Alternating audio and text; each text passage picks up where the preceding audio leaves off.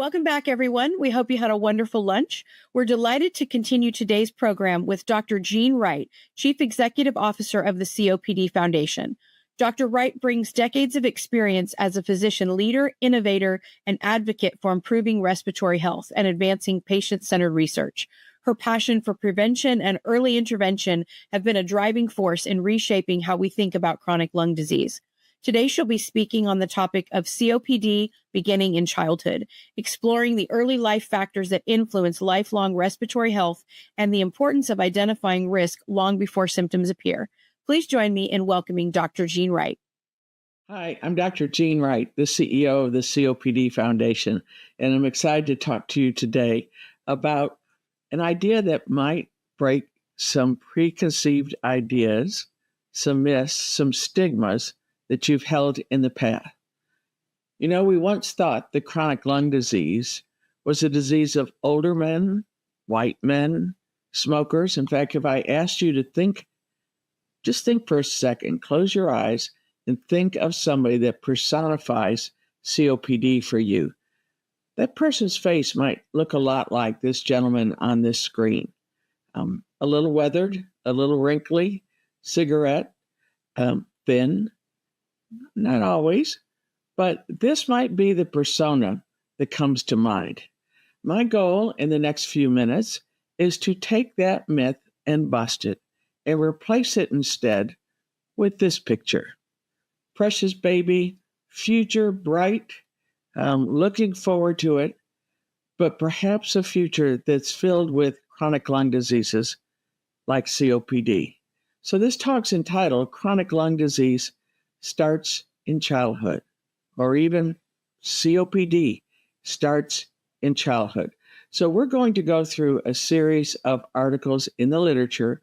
We're going to dive deeply into the science. We're going to convince ourselves and hopefully eventually convince others, much like a skilled attorney would go before the jury, presenting the evidence and building that compelling case.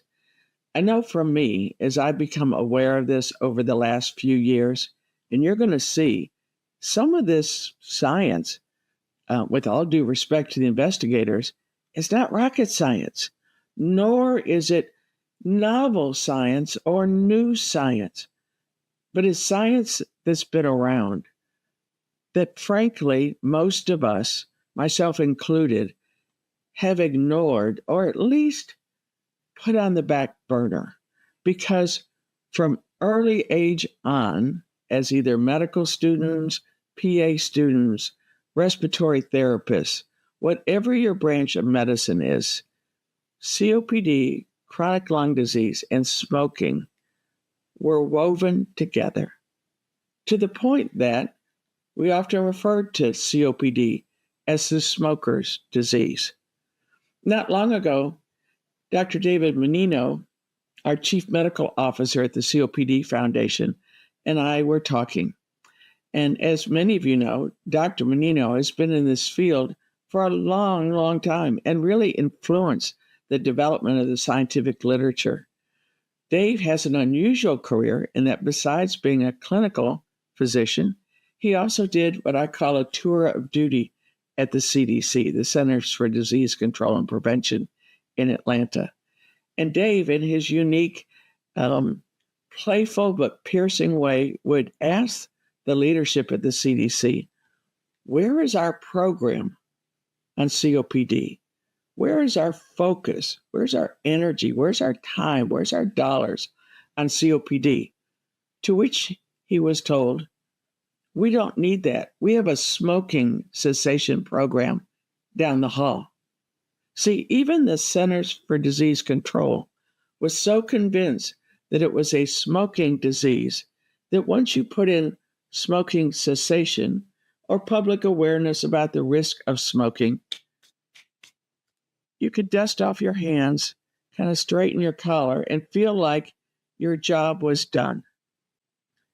But Dr. Menino knew better, and now many of us around the world know better. And we're now raising that story that it's not just a smoker's disease. One of my team members often says that she would like to write a paper or give a talk in defense of the smoker. And I think there's two sides to that. One is not only does smoking accelerate damage to the lung, it is addictive. And as we've learned through other forms of addiction, that cycle of addiction is not so easy to break. And so while we would never want anyone to start smoking, or in these days, vaping, we know that even if you step into that as a path in your life, stepping out of it, right, is really, really hard. But let's take smoking and everything that comes with it as an adult, and let's put it on the side table.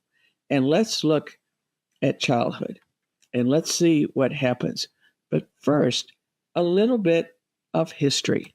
So we're going to turn back the clock, not to 1946, which would be far enough back, but to 1846, when Hutchinson first described the use of a spirometer. Ladies and gentlemen, I would submit to you, the jury, that the ability to understand lung function, lung capacity, is over 150 years old. So, as I said in the opening, this is not rocket science, not novel science. It's been around for a while. And what I like about Hutchinson's article and his Da Vinci-like engineering drawings in the tech is that he uses a phrase in the intro, the value and the predictability of forecasting disease. He doesn't say and lung disease. Now, that may have been a bit of slip in the writing on his part, but we're going to make the argument that your forced vital capacity, your FEV1, your forced expiratory volume in 1 second, have a predictive aspect to them that was discovered over 150 years ago.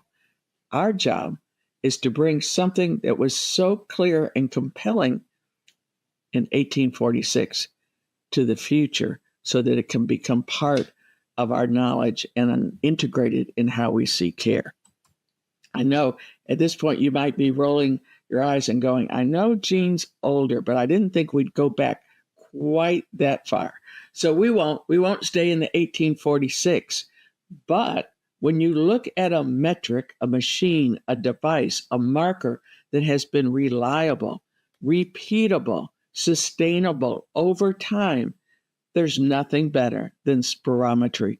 And so fast forward, that's why we still urge spirometric readings to be done even today in 2025.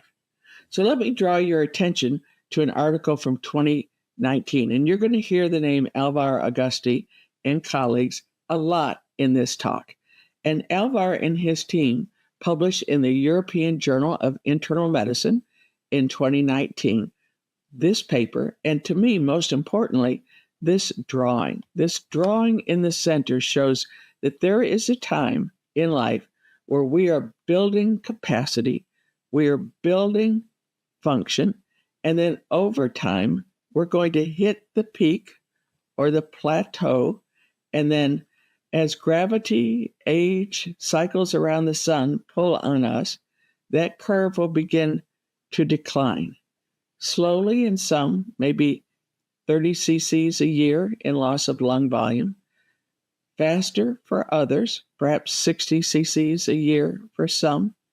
And if you were never able to reach the same peak or plateau, your curve might look considerably different.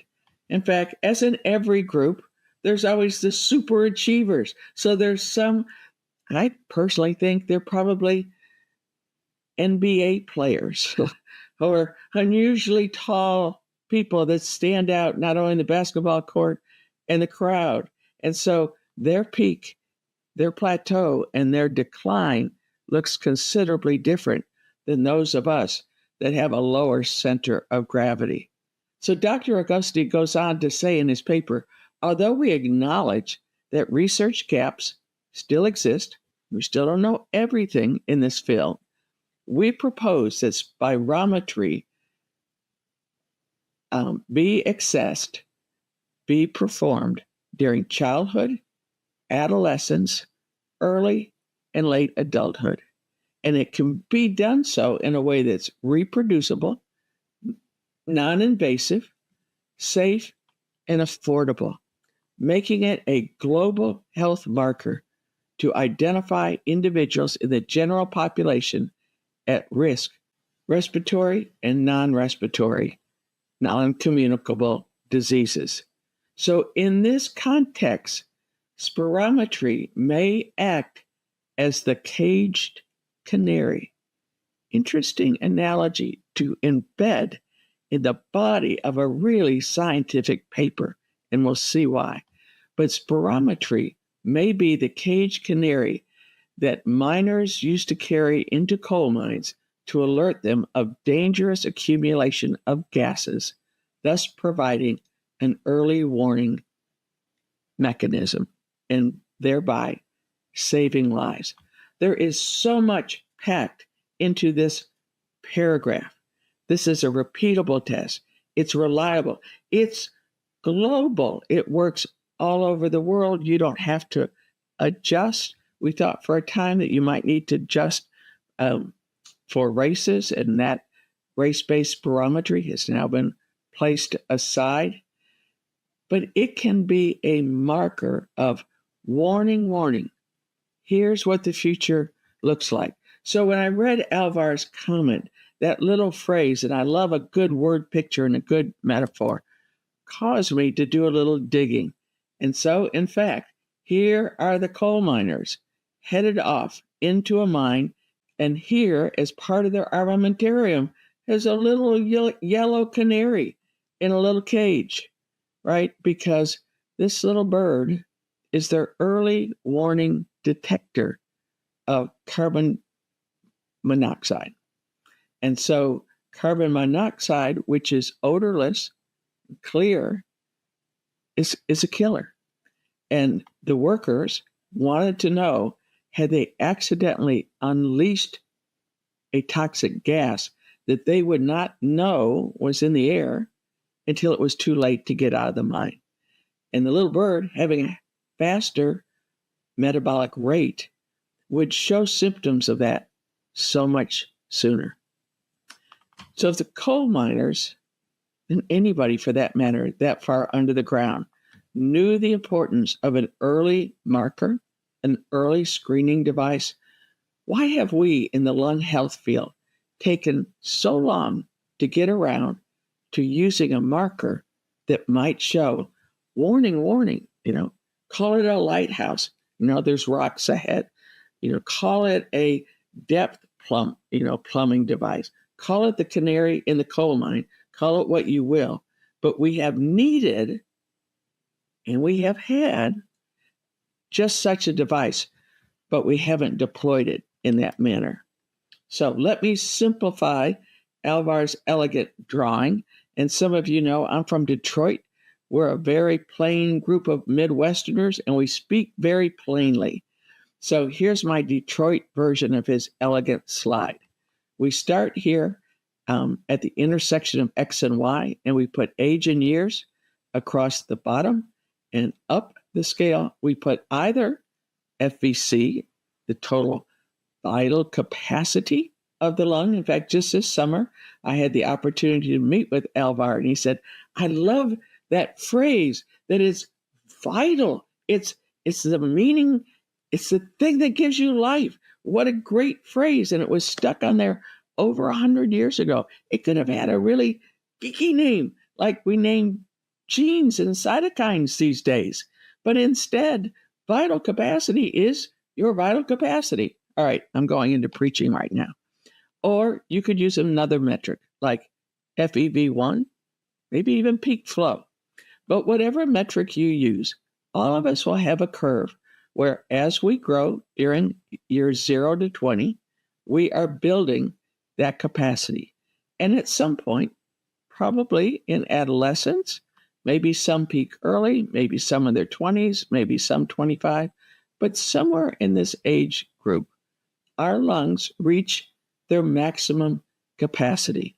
And then over time, we decline. So I've got a curve.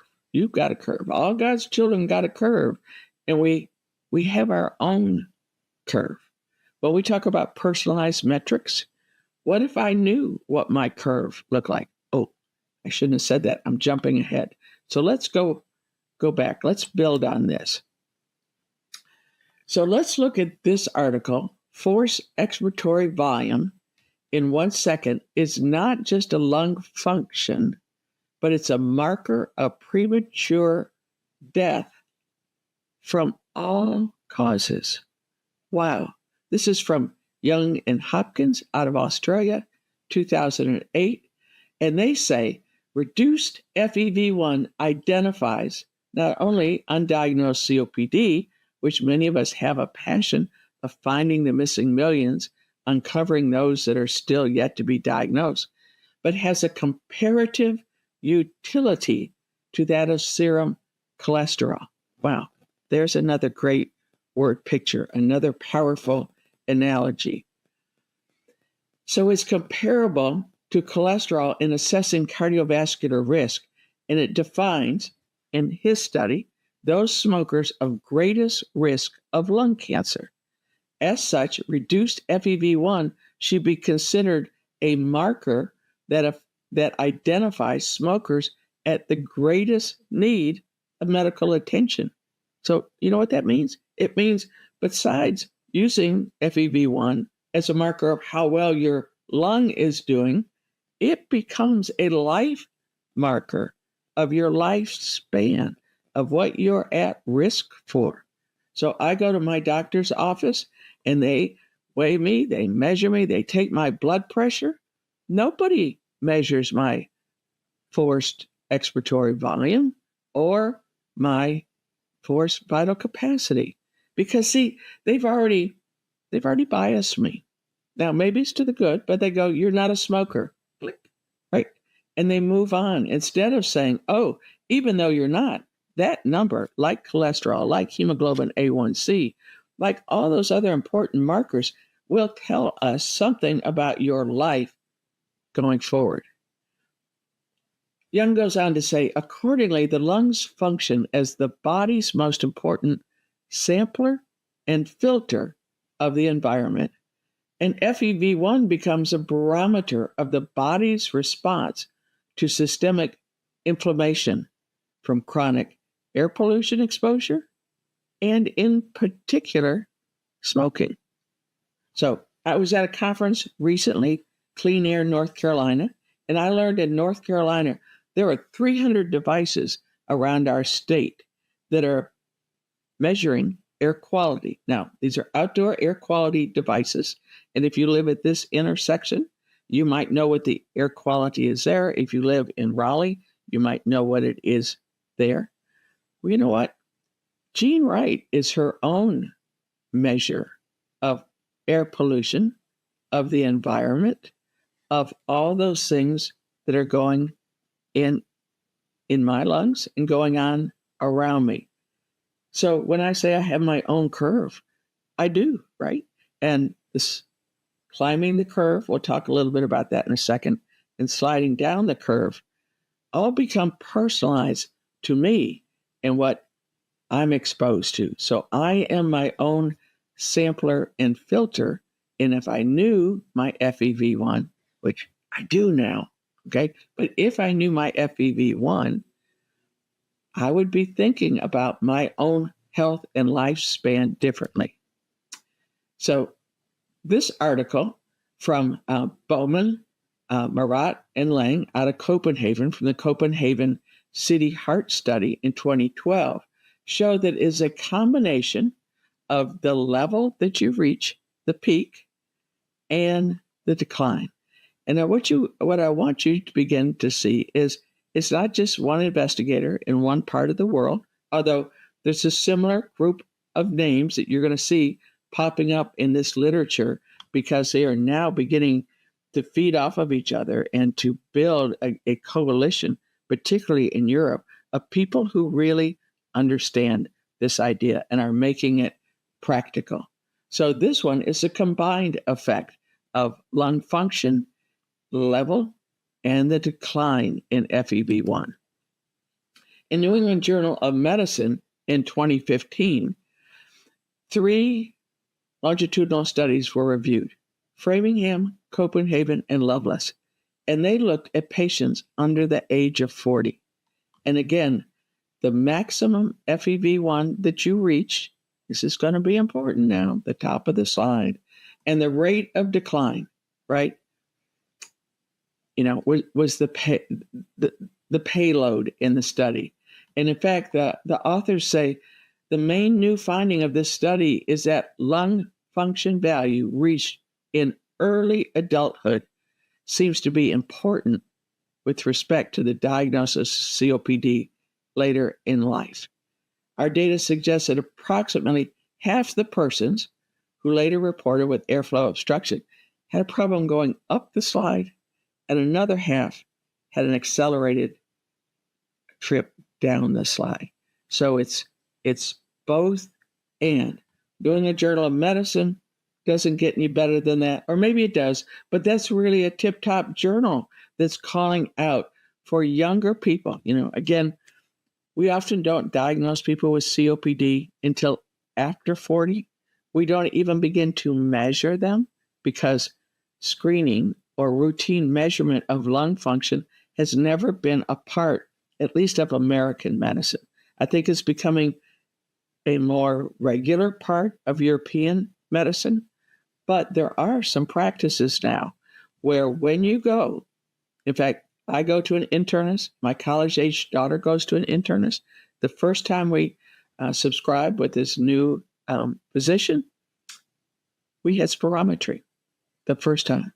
And the first serious conversation we had was, what's our maximum FEV1, right? And what does our curve look like? Or what do we think our curve will look like? So again, I'm from Detroit. This is how I pull these together. The fun you're going to have on the big purple slide here depends on the height of the slide, right? And the slope of the slide. It's honestly that simple. When I think about ways of communicating with patients, if I were pulling out my handy dandy notebook or showing them an easy to understand educational tool, I'd probably use something like this because everybody gets it. So let's move on. Does it matter whether it's your peak FEV1 or your FVC? This group of investigators out of Spain, and their group comes up frequently in this. They said in a long-term population-based cohort, we found that low levels of FEV1 and to a lesser extent FVC achieved at the age of 21 to 35 predicts risk of, you thought it was going to say COPD. It says predicts a risk of early cardiopulmonary mortality. I would submit to you, the jury, that I would do FEV1 if I didn't do it for the lung at all. I would do it for a marker of early prediction of cardiopulmonary risk. I know my cholesterol. I know my triglycerides. I even know my LP little a lipoprotein, whatever that thing is, or at least it's on my chart.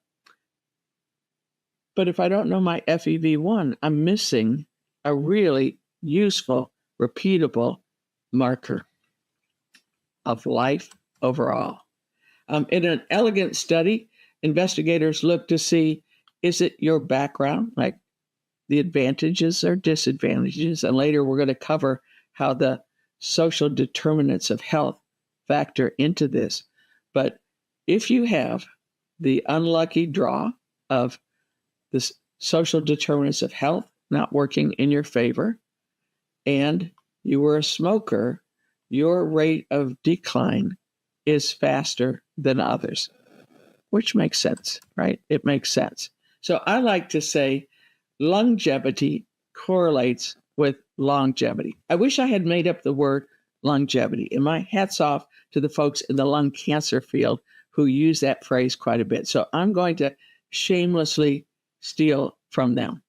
And in this paper, again, Augusti from Spain, 2017, he shows in those dotted lines, those Kaplan-Meier curves, that the green line represents mortality, right, the length of your life, in people who had a normal FEV1 at age 25.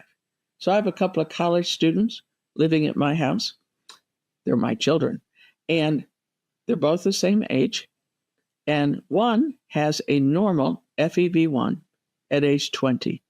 And so from that alone, I would say she's highly likely to follow the green curve. The second child has a lower FEV1. We might refer to him later, and I sort of know why.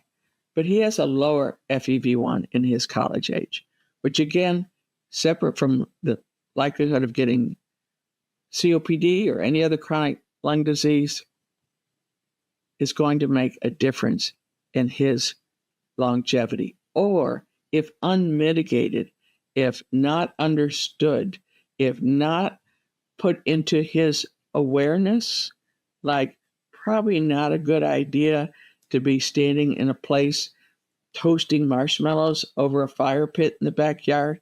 For other people, it might not trigger anything. For him, it might trigger coughing, asthma, but it may accelerate, right, COPD. And especially if that was a repeated exposure, perhaps like working as a first responder or a firefighter, where he's constantly being exposed to that. In this paper, again from the group in Spain, it's titled Chronic Obstructive Pulmonary Disease Pathogenesis. And I thought, wow, I don't think I've heard the phrase pathogenesis since maybe med school. It's just not in my vocabulary. It's not something I think about. But it's really good to go back and think about, how does the disease occur? Many years ago, some of the leadership of the COPD Foundation, we were sitting in an office at the NIH, and we were, in our righteous indignation, asking for more funding to be directed towards National Heart, Lung, Blood Institute, and more of that funding being directed towards COPD.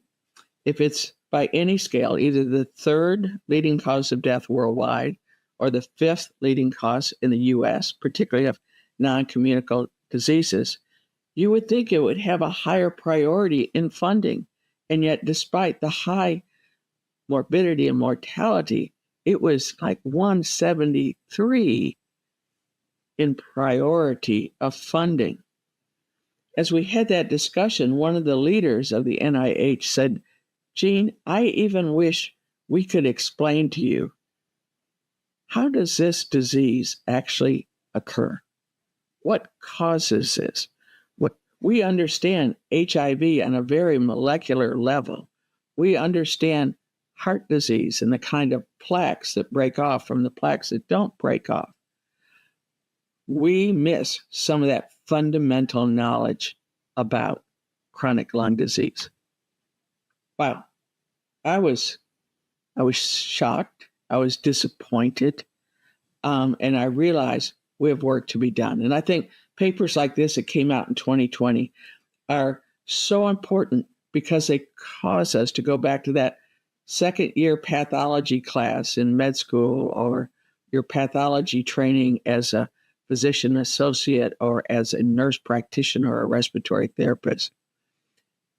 So Augusti and team say COPD can start early in life. See, this isn't a Gene Wright-ism. In fact, when I spoke to him this summer, I said, Alvar, what you have said over the years, what you have embedded in the science, the way you and Bart Celli and so many other investigators are pouring your life into this. What I want to do, frankly, through talks like this, is augment that. Bring it with the Detroit style into a way that it's so easy to understand that people won't forget climbing up the slide and sliding down the slide. They won't forget that they need to have that number on their phone. They won't forget that every college student, besides having a laundry card and a bus card and a dining room card, need to have a card that has their FEV1 on it. No joke. I really think they need to. So he goes on to say COPD can start early in life. About 4 to 12% of individuals in the general population never achieve normal peak lung function in early adulthood. And therefore, the therefore is mine, but you can hear him say it, and therefore are at risk for developing COPD and other concomitant diseases later in life. And there's that mortality thing and dying prematurely. 4 to 12%. So let's pick a number somewhere in the middle of that. 8, 9%, maybe. Take 100 college students, 100 high school students, and count the first 8, right? They already have a future that has been cast for them, that if they knew it, if it was on their cell phone, if it was in their medical record, just like an allergy is known and recorded, maybe the thinking about how you live life, how you spend life, whether you get vaccinated to protect yourself against respiratory illnesses or other illnesses that might trigger your immune system overall, it all comes into a different focus because now you know. So 4 to 12% in that young age group are at risk. 4 to 12. It's a really high number. So let's go back to the easy diagram. So here's the curve, and now we're going to look at what's in the green box. And I think one of the things that first stands out is everything that determines the height, right here at 20, occurs before 20. As my kids would say, well, duh, Mom, right? But most of my time, the last 15 years in the world of COPD, has been focused over here at 40, 50, and 60, right? Either getting the invisible cases known, the missing millions, either getting the right treatment to the right people at the right time, so helping care management, care delivery, getting virtual or in-place pulmonary rehab to those that are diagnosed, so even though they have the disease, they have a higher quality of life. They avoid admissions and readmissions, or that awkward word that we use medically, exacerbations. Patients don't say that to me. They say flares. I'm not doing very well. I had a setback.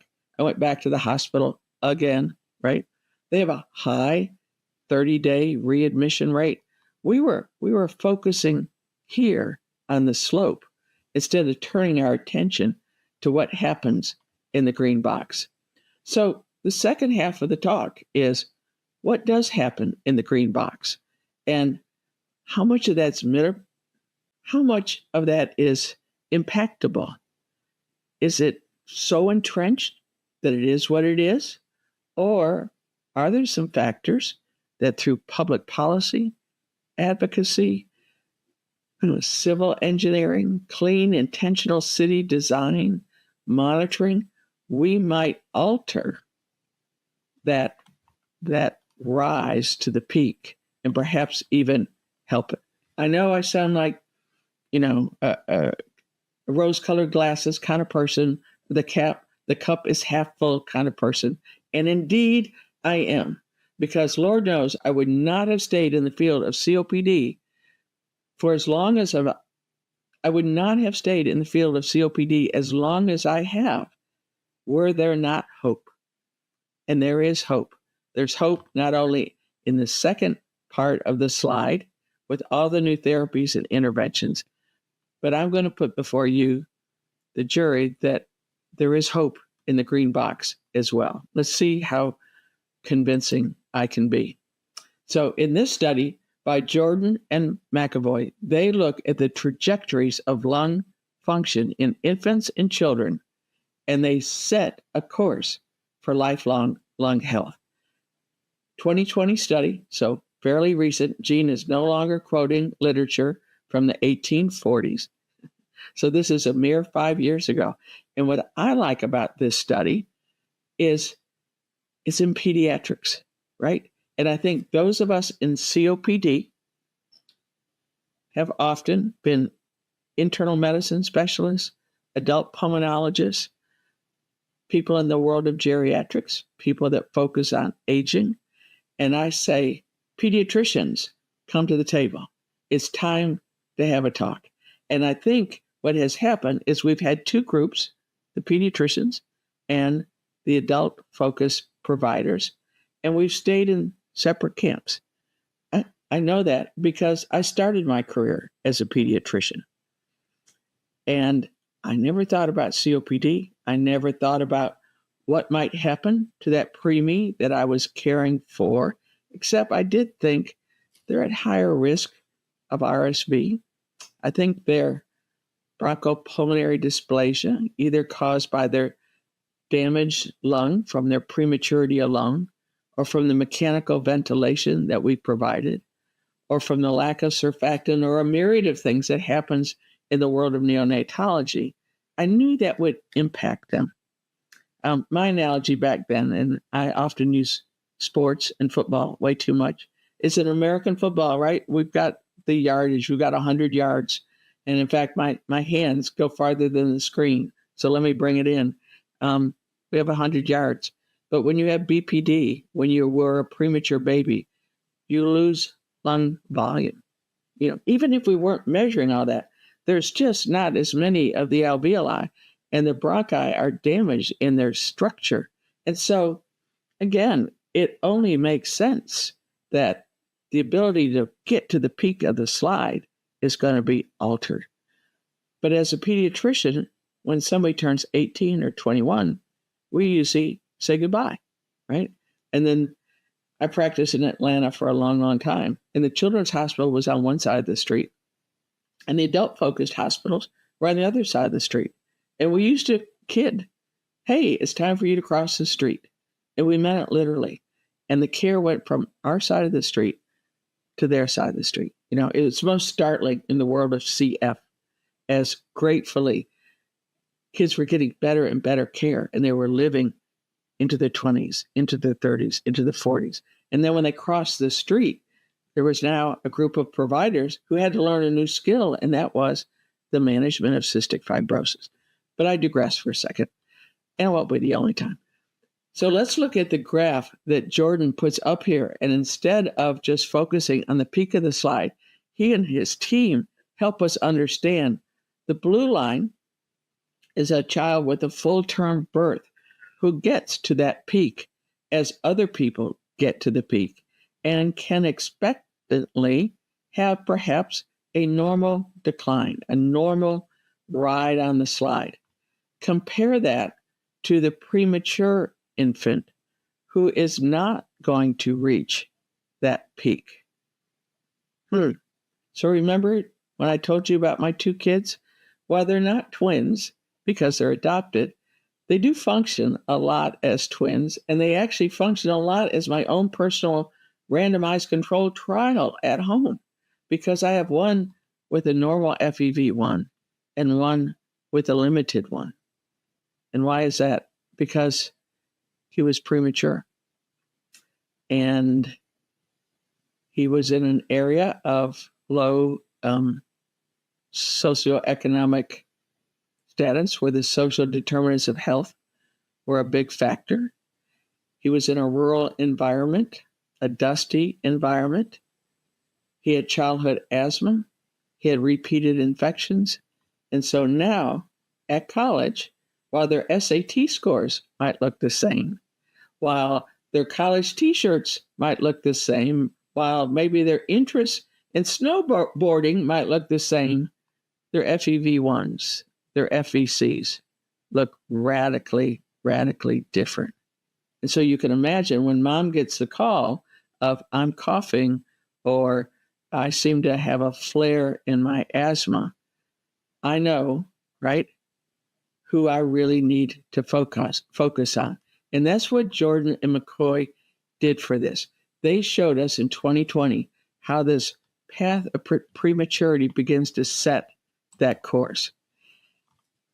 They even help us with a very elegant diagram that literally goes week by week through the life of the fetus to show us here's where genetics come to play, right? If you're dealt the hand of alpha 1 antitrypsin deficiency, boom, right? That's at conception.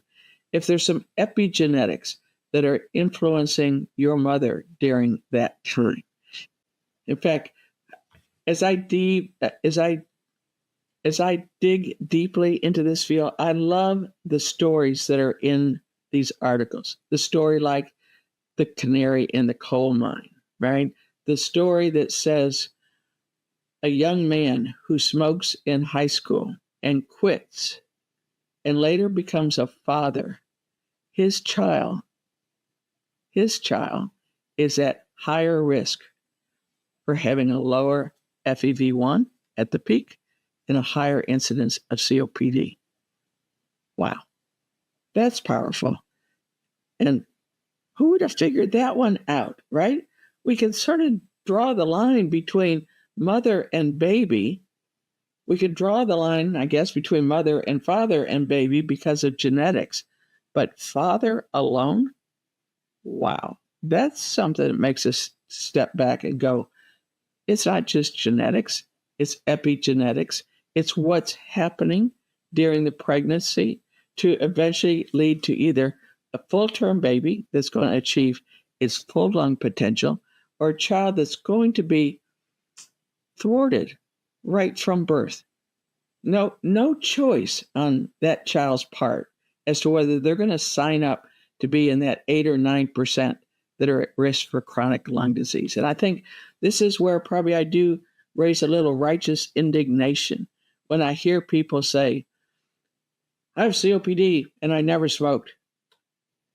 Or I had COPD and I smoked. Right? Let's just take that smoking part aside, because what happened from 0 to 20 was not under your control. It wasn't your choice. It wasn't your variable to influence. It came from genetics, epigenetics, the environment, poverty, being disadvantaged, malnutrition, all the way to obesity. All those things were being put in motion and impacting whether you would be at risk for lung disease. Carry that forward.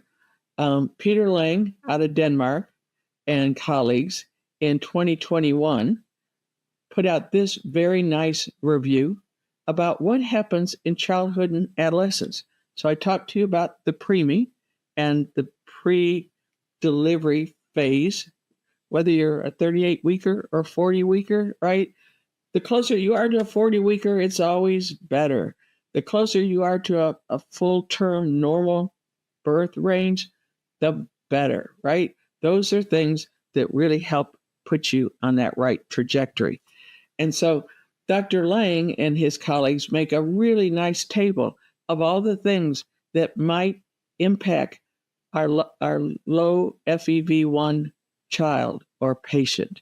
And as you look at the list, there's prematurity, but there's maternal smoking, even grandma smoking. Now, I can think about that, and I hope grandma is a phase of life I will enjoy at some point. I'm not a smoker, so at least when I'm holding that grandchild, they won't be getting secondhand smoke. But now I'm also realizing grandma's genes were different. Mama's genes were different. Daddy's genes were different. They're all piling up. And then what happens during childhood? Did you have asthma? For the longest time, I practiced in Atlanta, and I saw kids come from all parts of Atlanta. And Atlanta is blessed with some great sections of wealth, but it's also entangled with I like the phrase, corridors of opportunity. And in those corridors, true in Atlanta, now true for me in Charlotte, same thing. Access to care, having either a pediatrician, a family physician, a PA, a community health worker, somebody that's watching you and measuring you over that childhood becomes a rarity. I think I'll never forget a boy who came into the children's hospital and died from an asthma attack right in front of us. And it was his birthday. And he didn't want to stop at his birthday to tell his parents, I'm having my asthma attack and I can't breathe. Now, truth be told, I'm not sure that even if he told them that the rescue inhalers, which were his only form of therapy at home, would have made a difference. But as we say in the South, that boy upped and died from a disease that should have been manageable. Maybe not preventable, but at least managed in a way that could have allowed him to move on to adulthood, right? So all those factors, premature, full-term, childhood, adolescence, and now we're being faced with a generation that some think vaping is safer. That's a campaign in and of itself, but it's scary how much something that entered our culture as a substitute for smoking or to help wean people off of smoking now is creating a generation of new problems. Lang goes on in an elegant diagram to show the types of chronic lung disease that form. That's your column on the left. Your endotypes. So what happens to you with all those triggers, with either smoke, irritation, inflammation, as how do those puzzle pieces fit together? And eventually, how do you present as a patient with your phenotype? I recently attended the European Respiratory Society meeting, and I was pleased the number of times I heard speakers say, it's not one COPD, like it's not one kind of cancer. It's a variety. It's a mixture, an admixture of different phenotypes based on what your trigger was, what your predisposition was, how it formed in your body, and then how it presented. And I think in the next decade, we will see a maturing of this language where we understand the premature infant who becomes a COPD patient versus the asthmatic or the repeat pulmonary infection child who becomes a chronic lung disease patient looks different, and truth be told, we'll probably be treating them differently. Mark Dransfield in 2022 and a team of brilliant scholars pulled together the Lancet Commission entitled Towards the Elimination of Chronic Obstructive Pulmonary Disease. That was the mic drop. That was the shot heard around the world. That was the turning point. That was the moment where people said, we don't have to just sit back and be Eeyore and whine about there's no new drugs, there's no new this, there's no new that. We don't get enough attention. We don't get enough NIH funding. It's now time to call it out and say, we can eliminate, we can reduce, we can prevent this disease in millions of people. And in this elegant study, yet one more great diagram from prenatal through adulthood, the factors, the environment, the social determinants of health, and how they all come together. We knew the starting treatment, starting diagnosis at age 50 was too little too late. But 20, 30 years ago, we didn't know quite what else to do. Today we do, right? The puzzle pieces are coming together. That thinking about the child from 0 to 20, the measuring and repeated measuring of FEV1 and FVC, the understanding of the environment.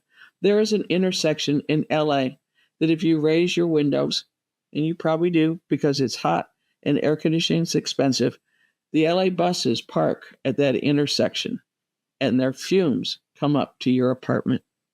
Your risk because of that intersection, because of that apartment, because you raised your window, goes up.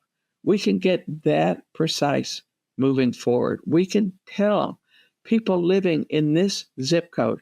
Like, I love the phrase that says, your zip code is as important as your genetic code, right? Where you live, it tells us so many things, both directly and indirectly. Just this year, 2025, Diaz et al. Wrote in the New England Journal an article entitled The Prevalence and Prognostic Significance of COPD in Adults Younger than 50 years of age. So if you have this disease and you're younger, is it important? Absolutely, right? It's not, oh, it's asymptomatic or we haven't diagnosed it in you yet. It's there and it's brewing. And in fact, I like his phrase, and look how close his statistics are to the other articles. Young COPD was present in 4.5% of adults under 50 years of age in the cohorts examined. The diagnosis was associated with premature mortality as well as respiratory and heart failure events.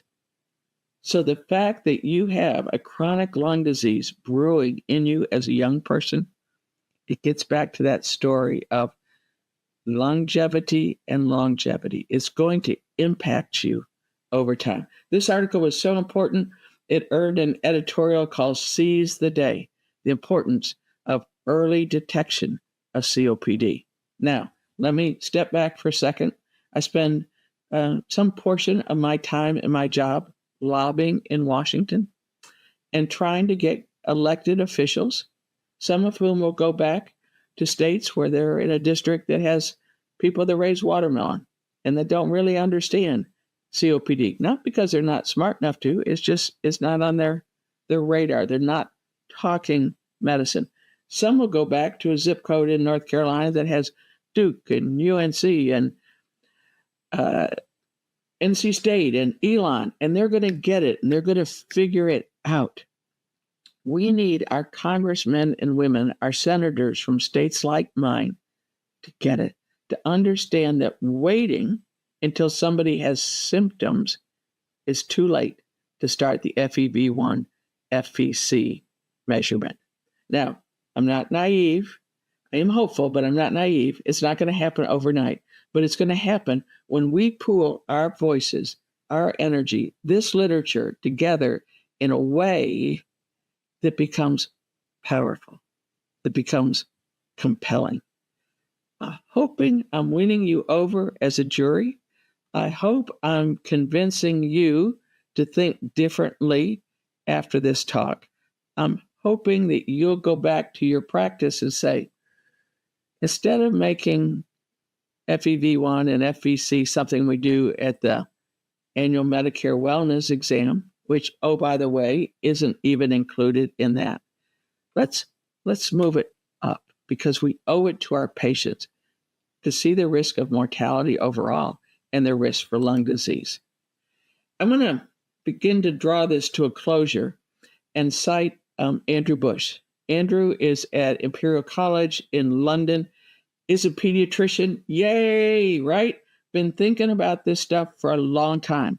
And in fact, we had a chance to have a cup of coffee together at ERS and talk about this.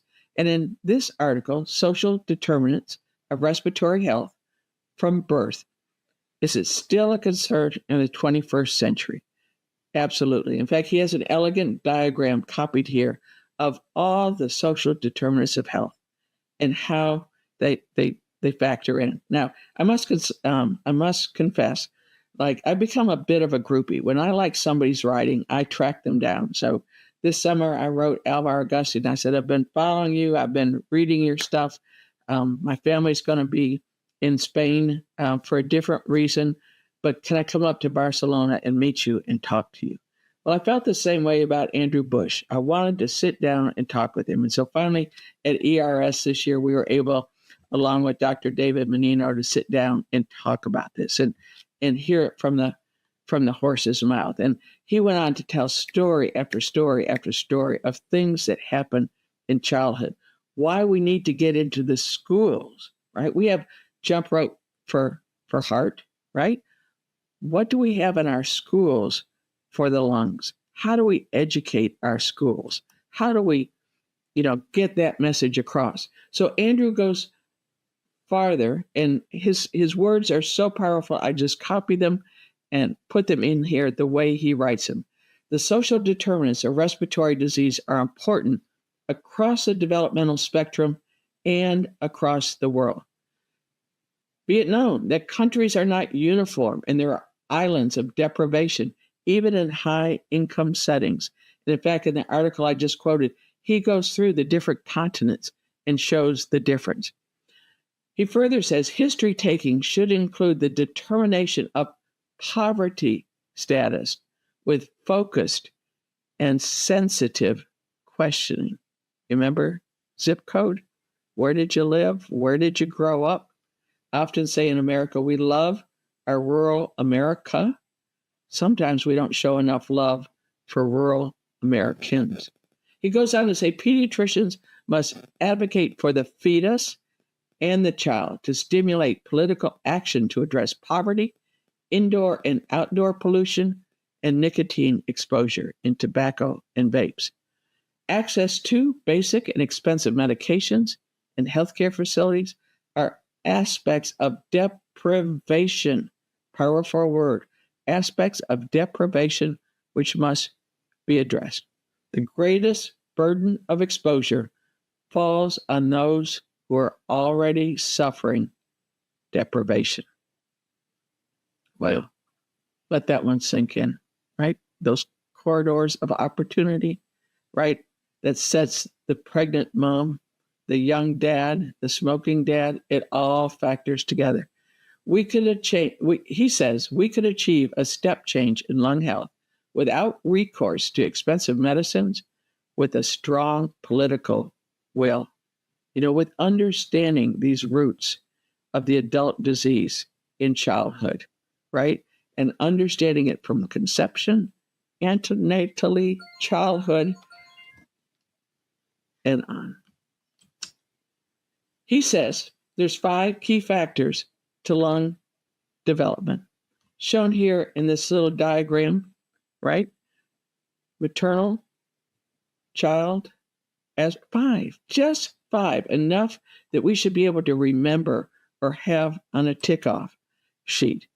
And what I like is he goes on to say, this is his exact quote, the onset of chronic obstructive pulmonary disease can arise from either, remember we talked about this at the beginning, failure to attain the normal spirometric plateau or from an accelerated decline in lung function. Despite reports from numerous big cohorts, no single adult factor, bold, underline, no single adult factor, including smoking, accounts for this accelerated decline. By contrast, 5 childhood risk factors, maternal and paternal asthma, maternal smoking, childhood asthma, and respiratory infections, are strongly associated with an accelerated rate of lung function and COPD. We reviewed this article about a year ago within the COPD Foundation, and we all went, how did we miss this? How did we miss this clarion call? And back to my simple diagram, Andrew is telling us, like this purple curve, if you have some of these childhood factors, your rate of decline, and perhaps this yellow dotted line either shows when your FEV1 drops below 70% or when you begin to present with symptoms, either one, you're going to get to it faster than the person who does not have those childhood factors and their only trigger was smoking. Now, hear me. I am not giving a license to the world to smoke. We don't want that. But we know that these 5 childhood factors are what accelerate the decline. One last paper to look at. Again, Alvaro Gusti and the team, Rosa Fair, they say there's a new form of omics. We have genomics, proteomics, metabolomics, all the omics you can think of. They're using a phrase, getomics, G-E-T omics. And they say human health and disease are the final outcome of dynamic, interacting, and cumulative gene, environment, and time. That's the G, the E, and the T. It's your gene, what you came with, your environment, that's your mama, your daddy, your grandmama, your neighborhood, your rural, your smoke exposure, your indoor cooking, your biomass fuels. And then you take that and spread it over time. If you cook a marshmallow and make a s'more as a one-time thing at camp, right, you're probably okay. But I often say, if you were a first responder and you ran into the towers at 9/11 and you were lucky enough, fortunate enough, blessed enough to run out, you probably ran out with COPD. I just saw a chart yesterday that said 440,000 people were living in that blast environment and are at risk, right, for lung cancer, for breathing that polluted, damaged air that was not just there on 9/11, but hung in the atmosphere for days and weeks. Augusti goes on to make a really elegant, I call it embroidery, that we start in life with a few factors that are really important. And even if you can't see, the words or the diagrams, what's in the center is having an FEV1 lower than the lower limit of normal, the LLN. And over time, we get bombarded with more and more external variables to maybe like the phrase, oh, what a tangled web we weave. Not quite the same context, but it all adds up. It all counts. Remember, as a kid, you used to ask the teacher, is this going to be on the test? Yeah, frequently the answer was yes. It's all going to be on the test. It's all going to lead to longevity, chronic lung disease, earlier presentation of the disease. So let's put this all together. Going back to 1847, we have a reliable measure of lung capacity and function. We know that a combination of the peak and the slope both matter. We know that the peak is determined by factors from conception to adolescence. We know that there is at least 5 key risk factors that impact your lung health as an adult. And we know that the social determinants of health impact lung health development. I'm going to close with a little guy that we have affectionately nicknamed as Little Walsh. John Walsh was our founder. If John Walsh could speak to you as a child from his childhood and tell you about his journey on COPD, this is what it would look like. Thank you.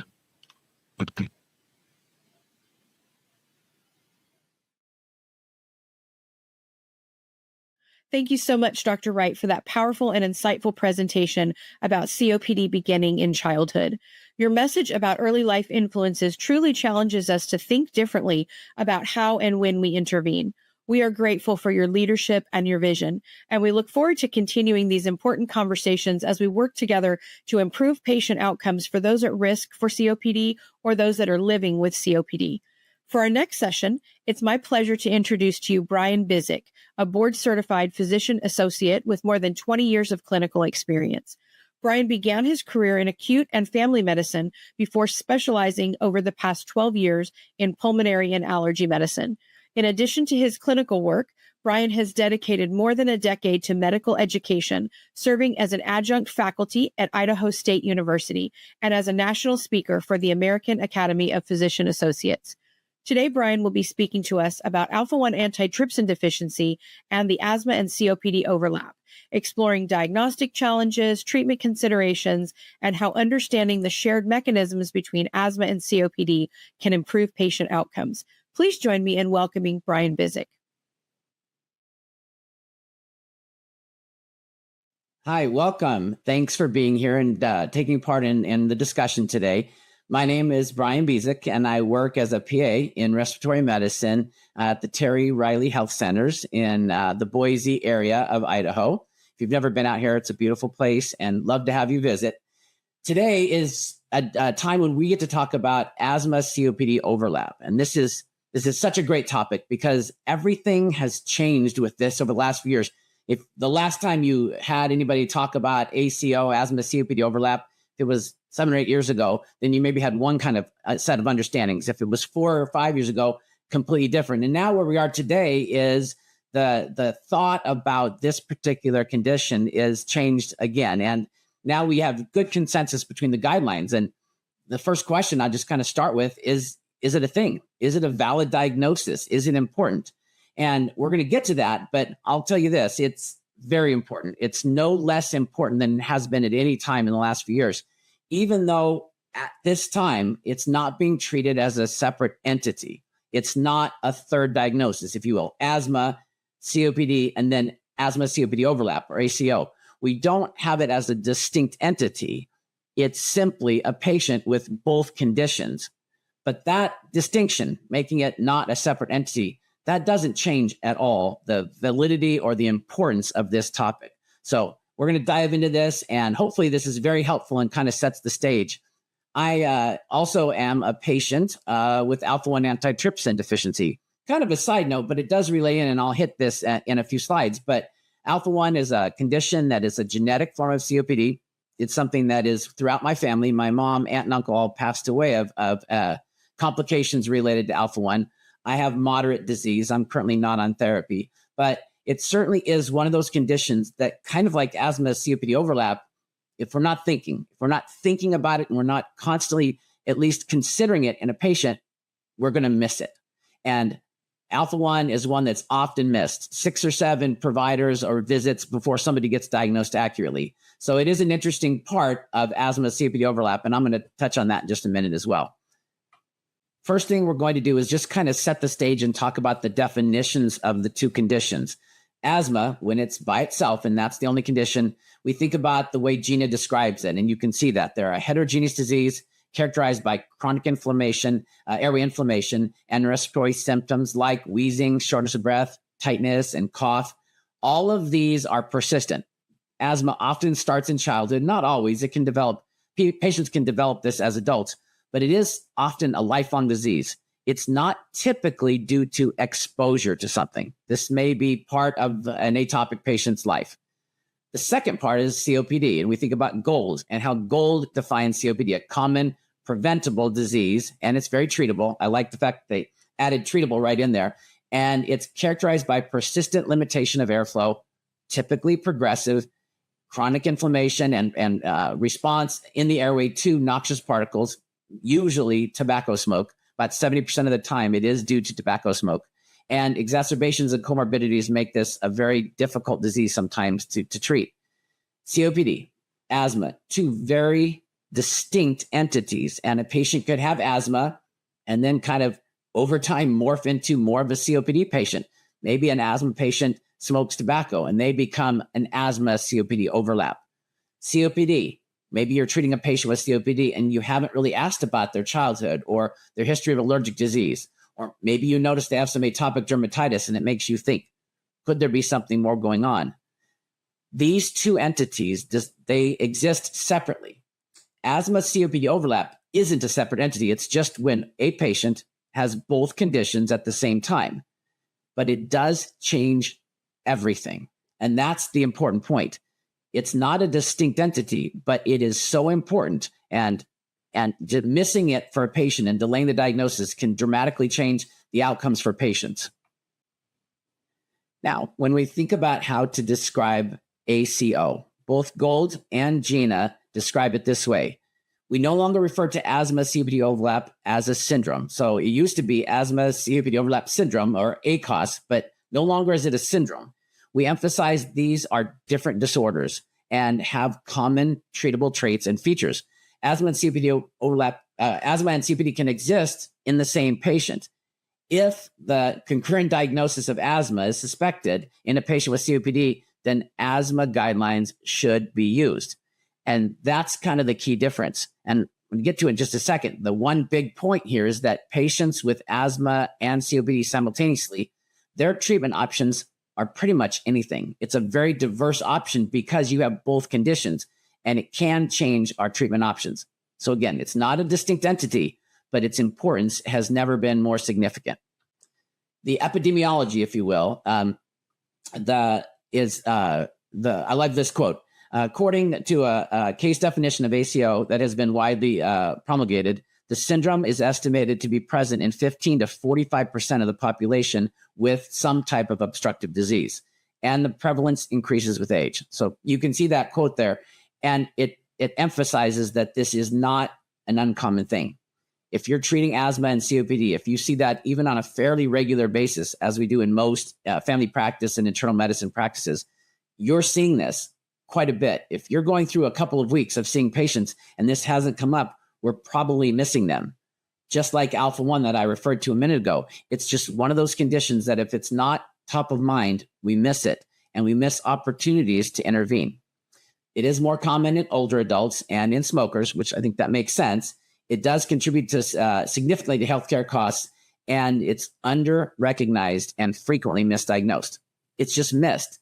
Patient comes in, maybe they're having an exacerbation of a COPD, and so we talk about treatment. Hi, we're going to treat your COPD. Maybe we're going to adjust your inhaler, but we didn't really give a thought to, could there be something else? Could there be an existing condition, almost like a comorbid condition that's making this COPD worse?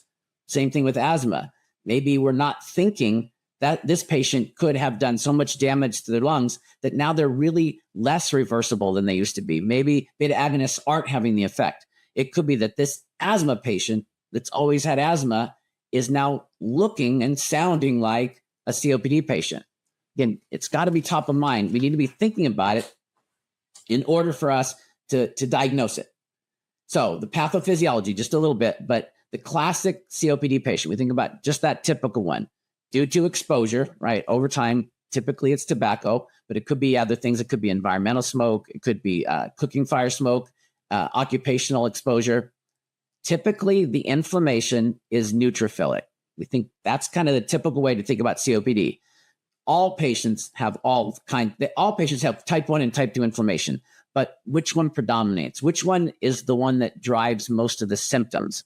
When they come in and see you and they're having an exacerbation, which one is behind the symptoms that are bringing them in today?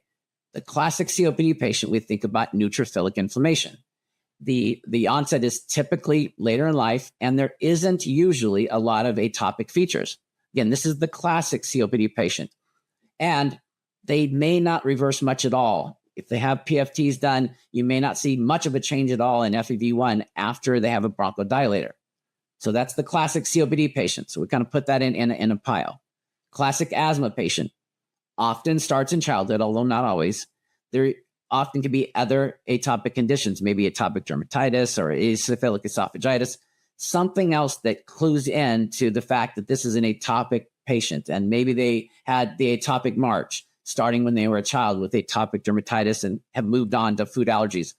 That's kind of the classic presentation. They usually have pretty good reversal. That's how we get the diagnosis. So they respond very well to a beta agonist. And again, all the patients have all inflammation, but eosinophilic inflammation predominates. That's the one that is the driver of the symptoms. When they come in and they're coughing and wheezing, nighttime cough, maybe they cough every time they laugh, those symptoms are driven by eosinophils. There's still neutrophilic inflammation, but those eosinophils are really behind the core problem. And so these are the classic patients, and this is how they present. Okay, so now we have kind of in our mind the classic COPD patient and the classic typical asthma patient. So now let's merge them together. Let's think about what that might look like if both conditions are present. So first patient, COPD. They've had a COPD diagnosis for many, many years. You've seen them a few times and they're coming in. Well, what could that patient look like that would make you think, hey, they might have asthma COPD overlap? They could have high levels of blood eosinophils, something that a lot of COPD patients don't have, but up to a third will present with eosinophils over 250, which can indicate that inflammation is playing a big role. Maybe they have a previous diagnosis of asthma. And maybe it hasn't been part of their life recently, so it hasn't come up, and it could be in the chart somewhere back in the chart, or even not at all because it was in childhood. But they would say, yes, oh yeah, I had asthma as a child. I was somebody that was sick a lot and didn't get better. One of the things in the GINA guidelines last couple of years, they've really emphasized that when pediatric patients especially get sick, and then they have another illness a few months later, but they never really got back to baseline, never got completely rid of the cough, that's a significant risk factor for asthma. So you can ask your patient, now I know you have COPD, but as a kid or an adolescent, did you get sick frequently and then almost never get totally well and then you got sick again? Maybe this COPD patient has other atopic conditions. You look down and you see a little atopic dermatitis on their arm. That makes you think this could be a patient with other atopic conditions and maybe they've got asthma. And albuterol provides a big benefit. If they either on their PFTs or spirometry, or they get a single nebulizer treatment and it's amazing, it's they say, oh my gosh, I feel so much better. That's just a clue, because typically albuterol is helpful for COPD, but it isn't often amazing. So if that's the case, all of these things would be kind of clicking in your mind to say, this patient who I'm very comfortable with having COPD, we've got that diagnosis, could asthma be playing a role? And again, if it does, that really changes treatment options, the prognosis, how you manage them completely changes if that's the case. Now we think about asthma patients. So again, a classic asthma patient, maybe a 48-year-old patient comes in and they have asthma and they're having a flare. Well, what if they're a smoker? They are 48 years old. They've had asthma since they were a kid, but they've been smoking since they were 18. All of a sudden, this COPD may be playing a role. What about occupational exposure or secondhand smoke? If they start telling you that albuterol just doesn't help like it used to, that's a clue, right? Albuterol should be very beneficial. At some point, they had spirometry in reverse, so it's historically been beneficial. But they start to say that, my albuterol inhaler just doesn't do it much, or I need to do 4 puffs to get the same benefit. That could be cluing you into the fact that there may be changes and this patient may be becoming more COPD-like. What about just increasing dyspnea despite optimal therapy? Anytime you have an asthma patient, you kind of know what's going to happen if they get on the right inhaler. If they get on an ICS LABA, you expect improvement. In fact, if they get on an inhaler that has an ICS LABA or a triple inhaler, and they really don't find much benefit, often that's not asthma. There's something else going on and we're missing it. So if these changes are happening, the person in front of you has asthma, but you're starting to think, could there be changes that indicate that this patient may be becoming an asthma COPD overlap patient? And then just widespread tissue remodeling and or emphysema. Maybe you have a CT scan. They have asthma, they got sick, CT was done, and it indicates that there's emphysema. All right, that's not something I would expect in somebody with just asthma, certainly not early on or younger patients. What about widespread tissue remodeling? They have scarring that's going on. All of these are what you might see in an asthma patient that actually has asthma COPD overlap. And if they do, it changes everything. The need for an accurate diagnosis is so important, but why? But what changes? So this patient has asthma, but they're morphing into a COPD patient, or they have COPD and they're a new patient to me and I've never talked to them about their history, but I find out they had pretty significant asthma as a kid. What does that mean? Well, patients with asthma COPD overlap, and this is both GOLD and GINA guidelines echo this, they have a greater burden of symptoms, more frequent and more severe exacerbations, and poor quality of life, more rapid decline in lung function, higher mortality, and increased healthcare utilization. In other words, everything, every aspect of their pulmonary disease is potentially worse. This is kind of the bad side, if you will, quote unquote, bad side of this, because you're taking two conditions, asthma and COPD, and you're kind of adding up all the bad things that are going on, all the pathophysiology that's going on, and you combine them. It's not like 1 + 1 is 2. In this case, asthma plus COPD is 3 or 4, because there is a cumulative effect. The asthma part can make the COPD part worse. The same COPD part can make the asthma part worse. They really do feed on each other, and there's this bump, if you will, in symptoms. And the outcome is they get sick more often. When they do get sick, it lasts longer. Their symptoms are more significant. They're much more likely to need treatment.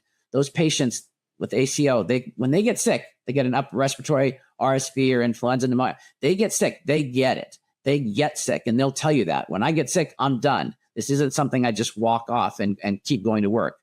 They'll become hypoxic much quicker. The mortality is worse, and the utilization healthcare costs are much more. So all of these are greater in that patient with both. So it just really emphasizes how important it is to think about this. When you have an asthma patient, be thinking, could COPD be a part of it? COPD, could asthma be a part of it?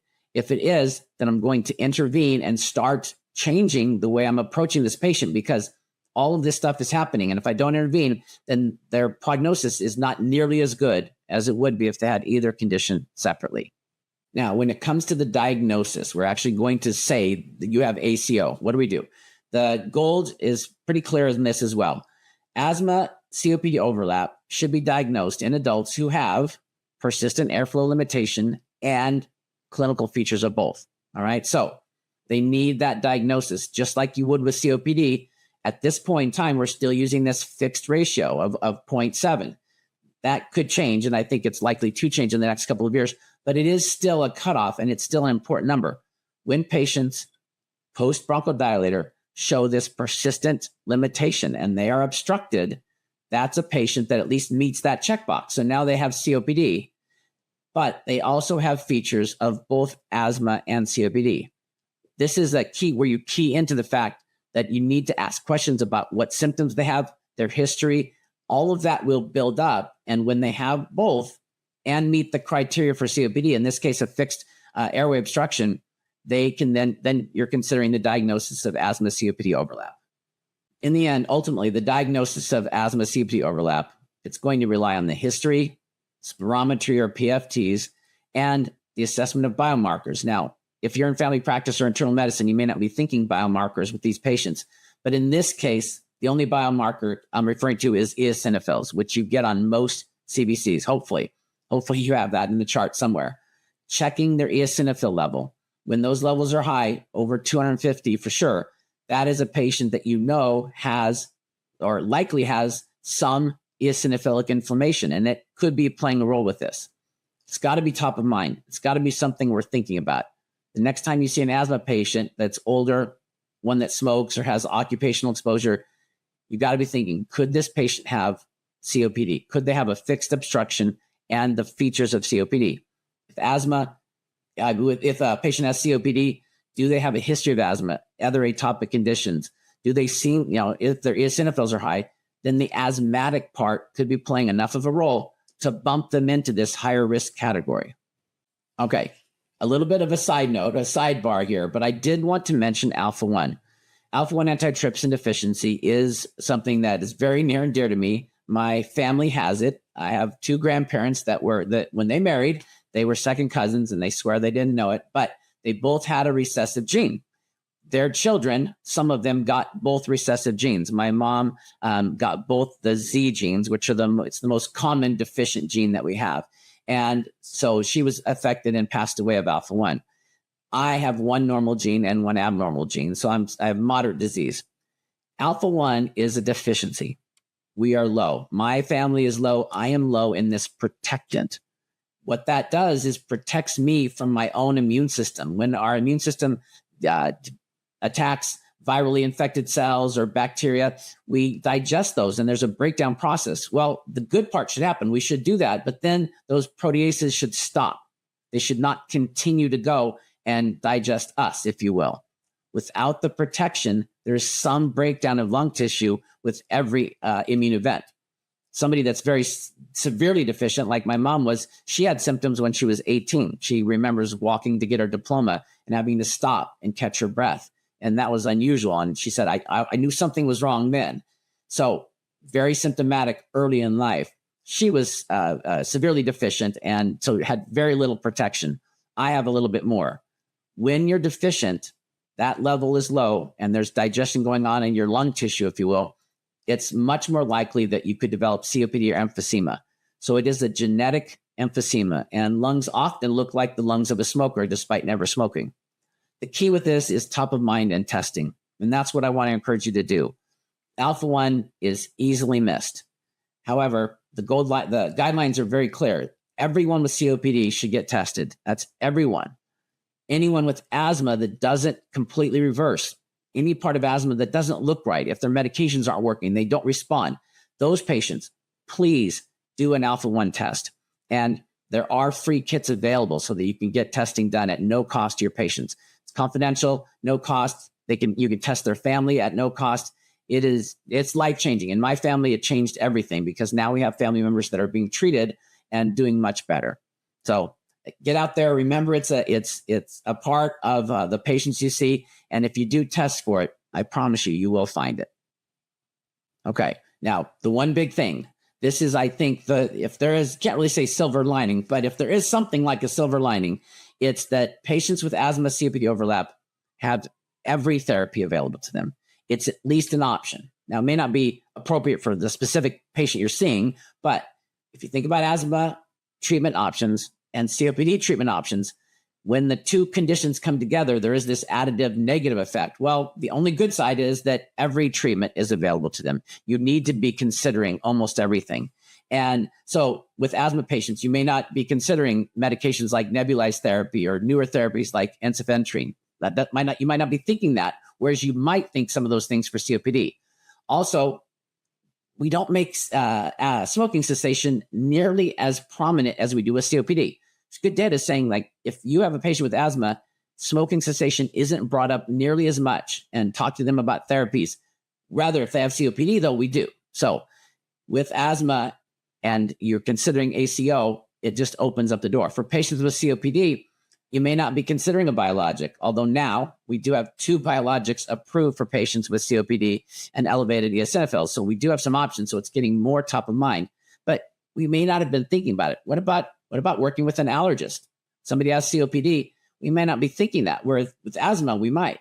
But if you have a COPD patient that has atopic features, you may help them tremendously by working with an allergist and seeing what aeroallergens or environmental allergens we could impact with immunotherapy. So it's just one of those situations where there's a double negative. ACO patients have more going on that's negative. They get sick more often. They're more likely to be hospitalized. Everything kind of is worse. But on the treatment side, everything is open. There's no one medication type that you would say, no, that doesn't apply to them, like you might if they had asthma or COPD alone. Think about treatment options. This is not all inclusive. I just kind of put some of the most common things we think about. First line therapy, this again, with asthma COPD overlap, they are going to have all options available. And for many, a triple inhaler might make a lot of sense. A triple inhaler with a beta agonist and an anticholinergic and the steroid built in. That's not something you would necessarily think about for all COPD patients alone. If they have COPD and they have low eosinophils and they're doing well, we would be thinking LAMA-LABA and start with that and maybe stick with that for most of the time. With asthma COPD overlap, though, that's a condition where you would want to think think steroids first and start them on a triple inhaler if they're not already. So it's just an option that can treat both the asthma and COPD side well. Add-on therapies like leukotriene receptor antagonists, macrolide therapy, which we are starting to use more in asthma, but it's been a treatment for COPD for quite some time. And thinking about oral prednisone. Now, we use that for both, but it is an option. And for patients with ACO, they are more likely to be responsive than if they just had COPD alone. And then the biologics. We have 2 therapies approved for COPD. We have more approved for asthma. In this case, with ACO, any biologic is at least an option, at least something to think about. And it may be more helpful than it would be if they just had asthma or COPD alone. And then advanced therapies like ensifentrine and roflumilast, those are things, again, we might not think about for asthma. And it may not be appropriate. The patient with asthma COPD overlap, this may not make sense, but it's something to consider. Because they have both conditions, the therapies for both are on the table, and it can be life-changing. Okay, big picture review real quick. We talked about asthma by itself and COPD by itself. We talked about how when they come together, it's an additive negative, if you will. I just made up that phrase, but there's a negative aspect to both. And the asthma part can make the COPD part worse and vice versa. So it's a combination that we don't want. But if it's there, we want to diagnose it and realize that we can treat and have more options available. So when I say it may not be a thing, it's not a distinct entity. It's not a syndrome. And it's not a diagnosis where you're taking that patient and putting them in a different pile altogether when it comes to the diagnosis and considering it. But when it comes to the treatment, they are very different. And so the importance of it isn't diminished at all by the fact that it's no longer considered a syndrome. And you've got to be thinking it. You've got to be considering asthma COPD overlap, or you're going to miss it. Now, in this case, the history will often reveal the diagnosis. You have to start at the beginning. So I would just encourage you, if you're not familiar with the patient, or if this is you've never done this, they come in with COPD, you want to say, hey, where were you born? Where did you grow up? Did you have asthma as a kid? Do you remember having significant allergies as a kid? You start talking to a COPD patient about their history and find out that they have an atopic history. They had allergies. They had atopic dermatitis. They have a couple of food allergies. Right then and there, you've got to be thinking, this patient has COPD, but could they have eosinophilic inflammation that's being a part?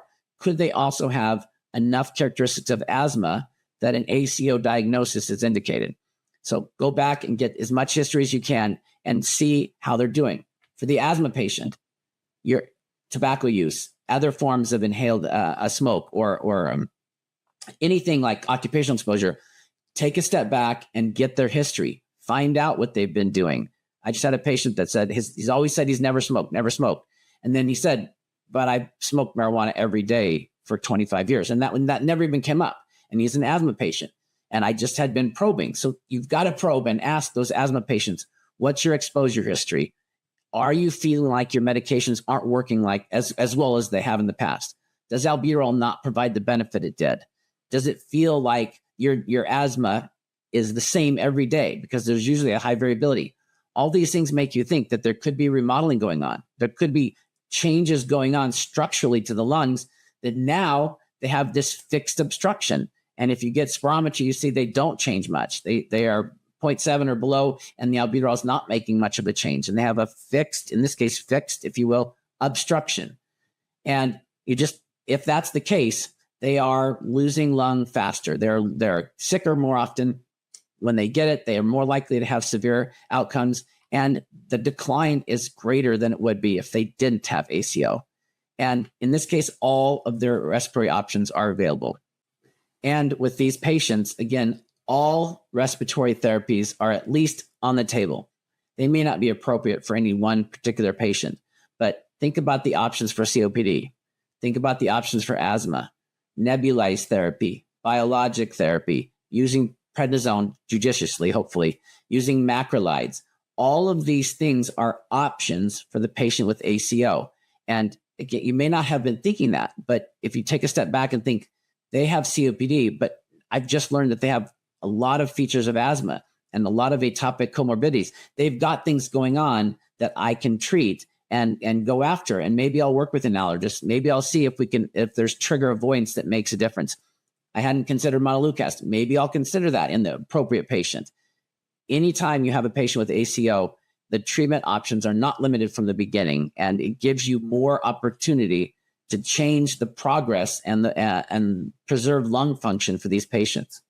Appreciate you taking part. Again, my name is Brian Bizik, and I work in Idaho in pulmonary medicine, and I'm always happy to help out. If there's anything I can do, my name, Brian Bizik, my email is just brianbizik@yahoo.com, and you're welcome to reach out to me if I can be helped.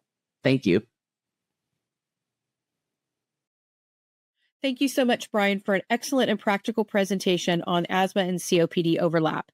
Your expertise in both allergy and pulmonary medicine brought valuable clarity to the challenges of diagnosis, treatment selection, and long-term management for patients living at this intersection of airway disease.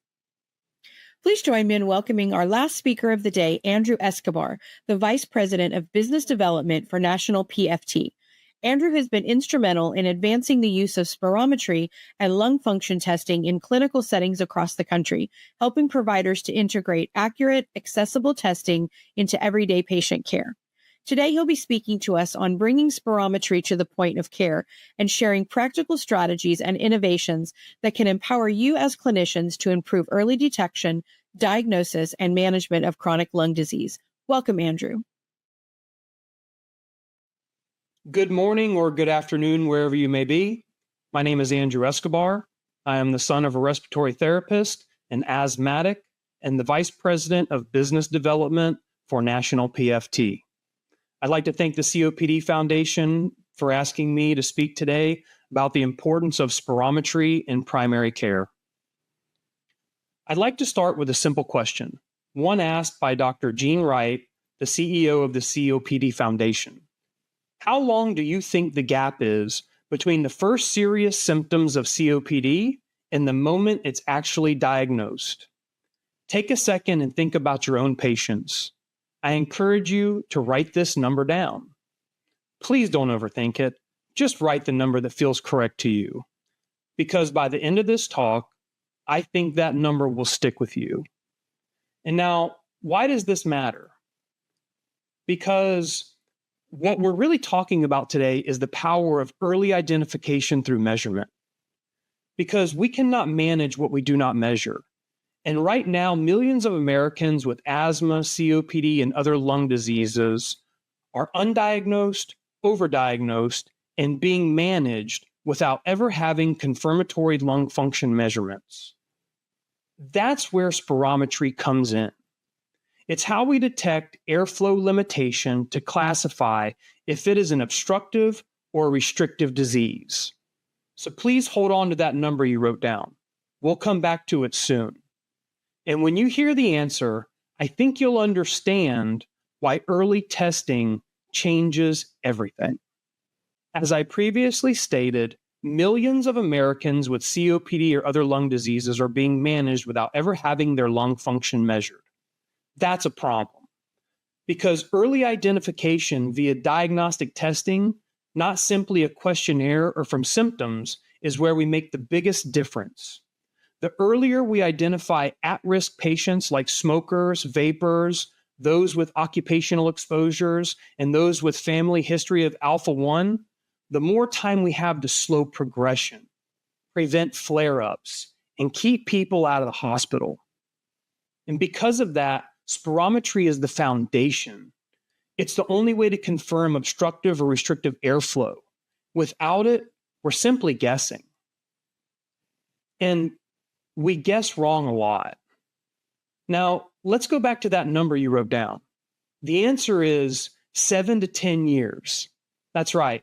The gap between the first serious symptoms of COPD and the actual diagnosis is 7 to 10 years, sometimes decades. 7 to 10 years, that patient's going untreated, undiagnosed, or misdiagnosed. And that's what we're here to change, because undiagnosed COPD is expensive for patients, providers, and payers. COPD alone costs the U.S. healthcare system over $50 billion a year. Asthma adds another $80 billion yearly. Most of that spending comes from exacerbations and hospitalizations, events we could often prevent with earlier diagnosis and treatment. When lung disease goes undiagnosed or misdiagnosed, the financial toll is massive. In one managed care analysis, patients with undiagnosed COPD had over $1,100 in extra costs per person during the 2 years before formal diagnosis, and nearly $2,500 in the final year before diagnosis, mostly from hospitalizations. Misdiagnosed patients carry the burden of financial waste. the cost of treatments that do not help, and the cost of delayed interventions that could have. Undiagnosed or misdiagnosed lung disease shifts spending upstream towards emergency rooms, inpatient care, and wasted therapies. Early, accurate diagnosis isn't just better medicine, it's healthier for the patients and fiscally responsible for healthcare as a whole. Now, let's talk about why spirometry is still underused in primary care. It's not because clinicians do not know its value. I believe it's because of workflow. I understand and appreciate that your individual workflow is sacred ground. It's something you've spent your entire career shaping into what works for you. Busy clinics, short visits, and staff turnover make it hard to maintain confidence in producing quality tests. Because of this, many clinicians label patients with COPD or asthma based only on symptoms, without spirometry, and the data shows it. That's why the HEDIS measure for spirometry use was created in the first place, to highlight that gap. For 18 years, HEDIS assessed adults 40 years of age and older who have a new diagnosis of COPD or newly active COPD who receive spirometry testing to confirm that diagnosis. And in that 18 years, the average across all payers was 34%. This means that 66% of COPD patients were diagnosed without testing. In 2024, HEDIS retired this measure because, I quote, "This measure is not widely used and addresses only one aspect of COPD care, the confirmation of a new diagnosis." So when we do not measure, we misclassify. So how do we fix this? We integrate spirometry into your existing workflows. We start in your electronic health records, use prompts to flag patients who have COPD in their chart but no confirmed spirometry. Next, use case-finding tools like the capture questionnaire during intake, rooming, or annual wellness visits. It's quick. 5 questions to flag who should receive testing. This keeps the process efficient and lets the front end or triage staff, not the physician, start that conversation. Then, schedule follow-ups automatically when the test is ordered. That simple loop of identify, test, and follow up is how early detection becomes standard practice. And when we respect the sacred workflow of primary care, these improvements last. As Dr. Milan Hahn, professor of medicine at the University of Michigan, says in her book, Breathing Lessons, A Doctor's Guide to Lung Health, spirometry is not just a test of lung health, it is a test of human health. It should be considered the 5th vital sign. Think about that. We grew up seeing thermometers, blood pressure cuffs, scales, and stethoscopes as symbols of health. But most Americans have never heard the word spirometer.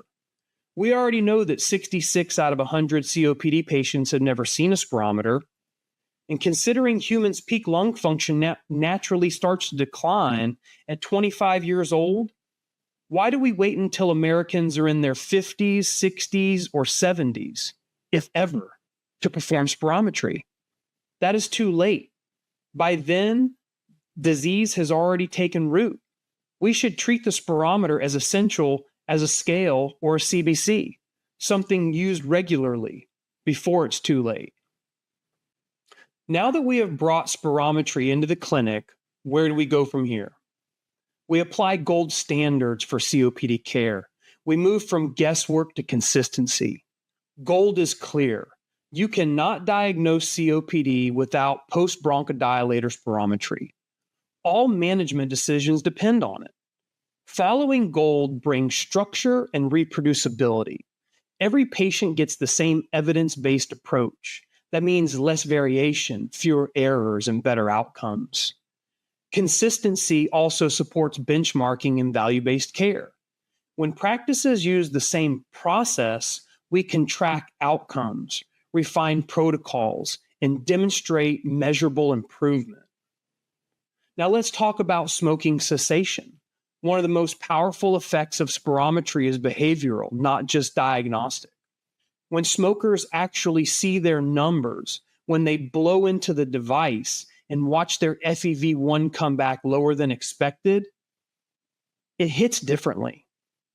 Multiple studies have shown that seeing tangible evidence of lung damage dramatically increases motivation to quit. Spirometry transforms risk into reality. It turns an abstract warning into a personal wake-up call. It's no longer smoking might hurt me someday. It's smoking has already taken a piece of my lung. Smoking has taken a piece of my freedom. Freedom to do whatever it is your patient wanted to do in retirement or even earlier. That moment changes lives. It also strengthens the cessation programs we already have. For instance, for every dollar all U.S. states spend on providing tobacco cessation treatments, there is an average potential return on investment of $1.26. Now, let's pivot to alpha-1 testing, a simple but critical step that belongs in every COPD workup and is critical to the smoker. Alpha-1 antitrypsin deficiency is a genetic cause of early emphysema and liver disease, often developing decades before typical COPD. Guidelines recommend that every patient with COPD be tested for alpha-1 at least once in their lifetime. This test is simple. It's a free cheek swab kit mailed to the lab. When positive, we confirm with genotype testing, optimize inhalers, vaccination, and lifestyle. And for eligible patients, consider IV augmentation therapy, which can slow lung function decline. We also protect families through cascade testing, so siblings and children can be identified early. One cheek swab can change a life, and sometimes an entire family tree.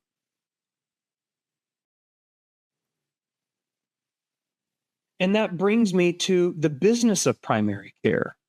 So how do spirometry, GOLD guidelines, smoking cessation, and alpha-1 testing improve your bottom line?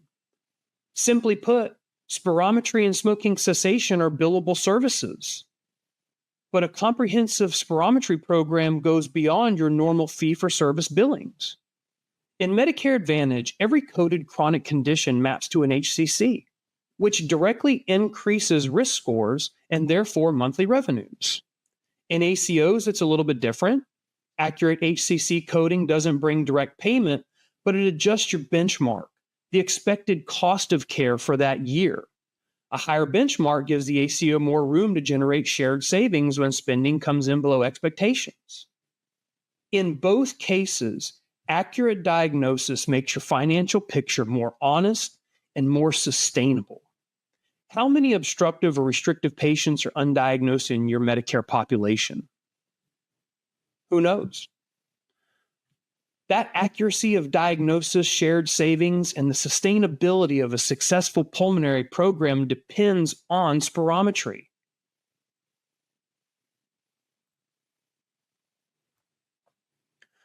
After all the testing, and we've diagnosed all the patients in your clinic, now comes the education and support. COPD and other lung diseases can be isolating, but connection transforms these outcomes. Patients engaged in peer or education programs show better self-management, lowering anxiety, and higher quality of life. Education helps patients recognize warning signs, use inhalers correctly, and stay adherent, which directly reduces exacerbations and hospitalizations. There are fantastic resources to connect your pulmonary population to. First is the COPD Foundation. It's a trusted, patient-centered resource designed to help individuals living with COPD better understand and manage their condition. They offer easy-to-read education on diagnosis, treatment options, inhaler use, and lifestyle changes, along with downloadable tools like the COPD Action Plan and Guides for Better Living, which you can provide to them in your clinic. Patients can also connect with others through the COPD 360 social platform, the Foundation's online community for sharing experiences, so patients can ask questions and find support. Patients have another resource through the American Lung Association. By calling 1-800-LUNG-USA, patients can speak with lung health experts, including registered nurses and respiratory therapists. Breathe Strong is a national AHEC dedicated to improving education, awareness, and community support for people living with COPD and other chronic lung diseases. Breathe Strong America, they provide free downloadable COPD guides as well, self-management tools, and access to local in-person community workshops and online education. And Wright to Breathe offers a free online patient support program, online chat, and live video conference with medical experts, each offering free tools, action plans, and community support. You do not have to shoulder the burden of lung disease alone. The education, the pharmacotherapy, the smoking cessation, everything that goes into a successful spirometry program. There are tools and organizations designed to help you outside the four walls of your clinic. You know, these educational resources and community connections are medicine for the body and the mind. So when we close this loop with early identification via spirometry, the testing portion, the coding, the education, and the follow-up, we achieve true comprehensive proactive pulmonary care. The days of reactive care, they're gone. And spirometry is not just a diagnostic test. It is a time machine. It lets us rewind that clock, find disease years earlier, and give patients back the time they would have lost to decline in hospitalizations. For your patients, it means the correct diagnosis, fewer flare-ups, and better quality of life. For your patients' families, it means fewer ER visits, inpatient stays, and lost days to fill in the blank. For payers and systems, it means lower costs of care and fewer readmissions.